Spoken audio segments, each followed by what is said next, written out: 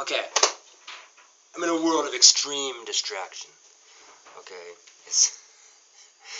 you know, it's very distracting. Okay, so let's just put it at that. None of the mind games. Um, but so it's extremely difficult to concentrate because someone's gonna constantly.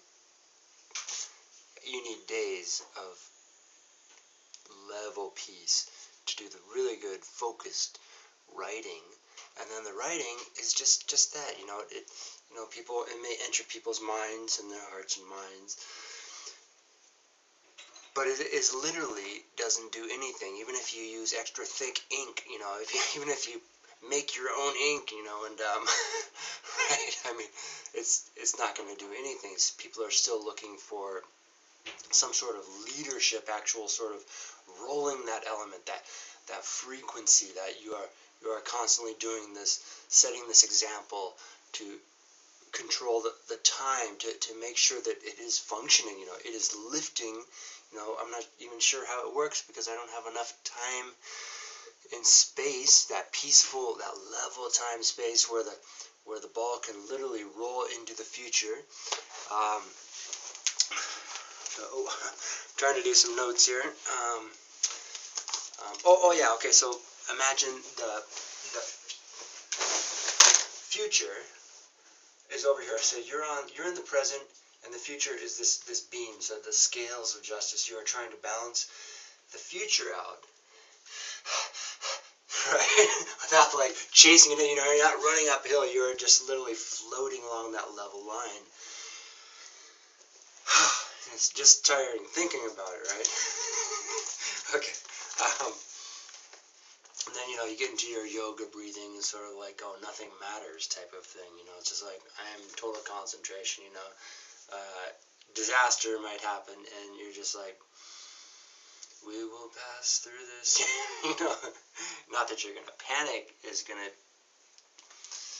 not those words are going to somehow, a square wheel, plunk, plunk, plunk.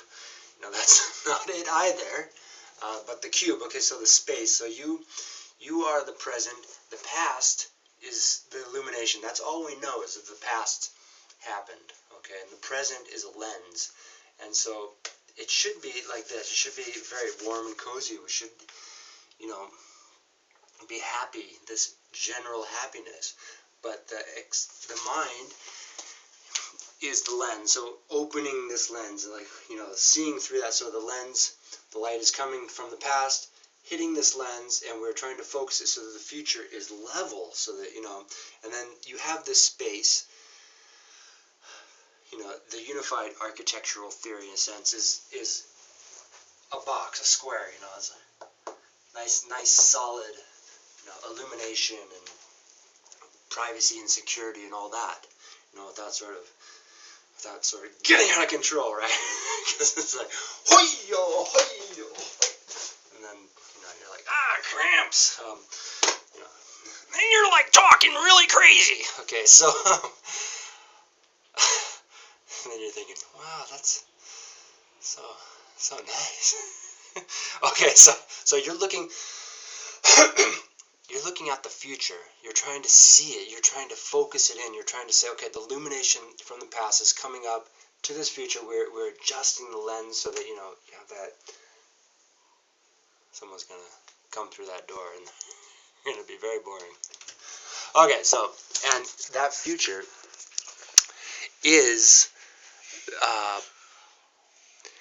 like a box full of all kinds of elements, as little stuff as possible. We don't want all this, we don't want to say, a 99-cent store. I went to China, all the tea in China, and it's, it's so cheap, no one, you can't drink it because it's like, it's coming from our excess consumerism, that is, if it were good, it wouldn't be so cheap. So that's like the room full of junk that you have to identify before it happens, because once the ship arrives and all that junk starts unloading, then you're in really trouble, and you realize that someone's trying to dump on you. Someone's trying to send you undesirable, unable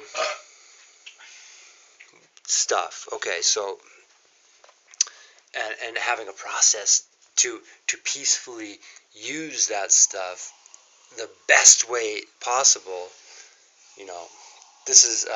This requires, again, leadership and symbolic sort of examples, systems. Okay, so basically in that room, minus all the plastic treasure, all the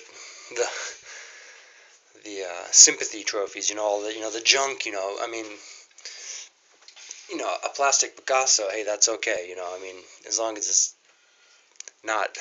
it's rare, it's not like a shipload, So anyways, in that room that you're looking into the future, in that room you're seeing basically all these functions. So they're like levers, basically. They're lifting up. So you have your curtains, you you have a string, a thread, a rope, and you are tying the curtains up. And that is a machine. And that machine has feelings. It at least has illumination to illuminate your feelings.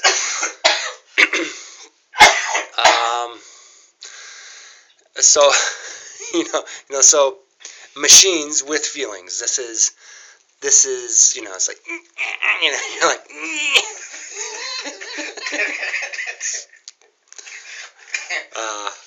yeah, you're sort of like, tying yourself up, right? So,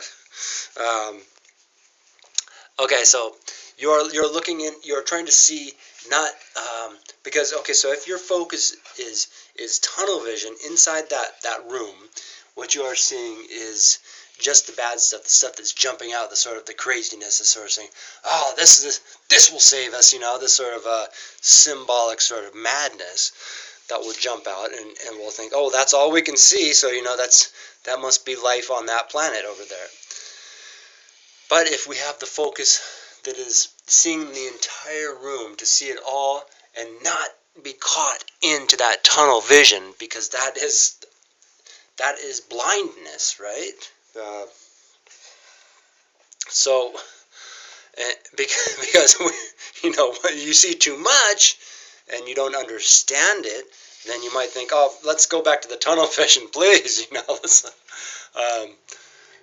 So you have to understand all these systems. It's like I'm trying to find. Oh no, just kidding. Yes, I really am. I'm like, oh. Cigarettes. Okay, we're getting cigarettes. Okay, that's how it boils down. Okay, but that is what we're looking for. The focus, the lens, to see what is really real and how to best use it. Yeah. Okay.